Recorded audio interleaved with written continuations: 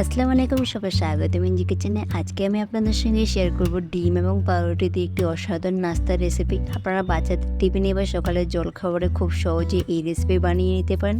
এতটাই সহজ, ভিডিওটা দেখলে একদমই বুঝবেন না, তাই ভিডিওটি অবশ্যই শেষ পর্যন্ত দেখবেন। চলুন তাহলে রান্নাটা শুরু করে দিচ্ছি। এখানে আমি স্লাইস পাউরুটি নিয়েছি, 12 থেকে 13টা আছে। আপনারা আপনাদের পরিমাণ অনুযায়ী বাড়িয়ে এবং কমিয়ে নিতে পারেন। সমস্ত পাউরুটি এখানে আমি নিয়ে নিয়েছি। এর সঙ্গে বাকি উপকরণ আপনাদের দেখিয়ে নিই। এখানে 3টি ডিম নিয়েছি, একটা পাত্রে চালের গুঁড়ো নিয়েছি, একটা কাপে নিয়েছি দুধ, সমস্ত উপকরণ নিয়েছি। প্রথমে একটা পাত্রের মধ্যে ডিমটা ভেঙে নিয়ে নেব।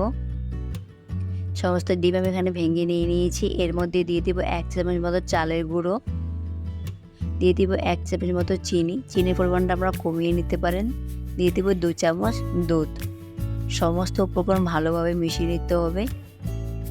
ভালো করে চালের গুঁড়োটার সঙ্গে সমস্ত উপকরণটা মিশিয়ে নেবেন, যাতে চালের গুঁড়োটা একটু দানা না থাকে। এই যে দেখুন, ভালো মতো মিশিয়ে নিয়েছি, একটা পাতলা ব্যাটার তৈরি হয়েছে, দেখতেই পাচ্ছেন।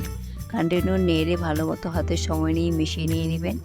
এদিকে একটু কড়া বসিয়েছি, কড়াতে প্রথমে 1 চামচ তেল দিয়ে দিয়েছি, তেলটা চারিদিকে ছড়িয়ে দিয়েছি।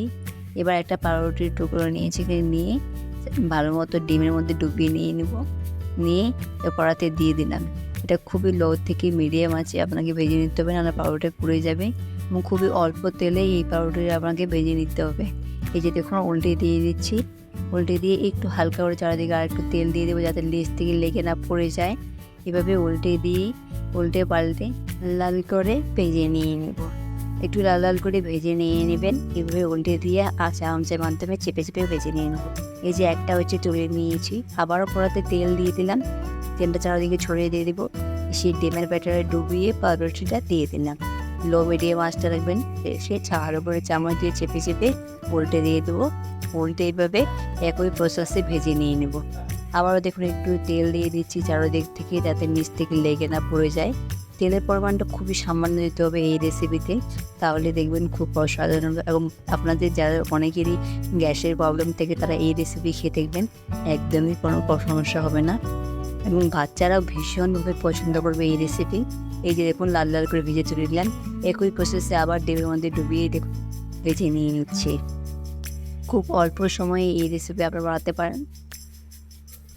চারিদিকে একটু তেল দিয়ে পুরোপুরি লাল লাল করে সমস্ত একই পদ্ধতিতে ভেজে নিয়ে নিচ্ছি।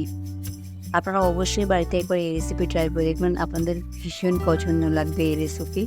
সমস্ত পাউরুটি আমি ঠিক এইভাবে ভেজে নিয়ে নিয়েছি লাল লাল করে। সমস্ত আমার এখানে নাস্তায় ভেজে নেওয়া হয়ে গেছি, গরম গরম এবার সার্ভ করে দিব। ভিডিওটি ভালো লেগে থাকলে লাইক করুন, শেয়ার করতে একদমই ভুলবেন না। চ্যানেলটি সাবস্ক্রাইব করে দিবেন, ফেসবুক থেকে দেখে থাকলে ফলো করে দিবেন। আজকের মতো এখানে দেখা হবে নতুন একটি ভিডিওতে। সুস্থ থাকবেন, ভালো থাকবেন, আল্লাহ হাফেজ।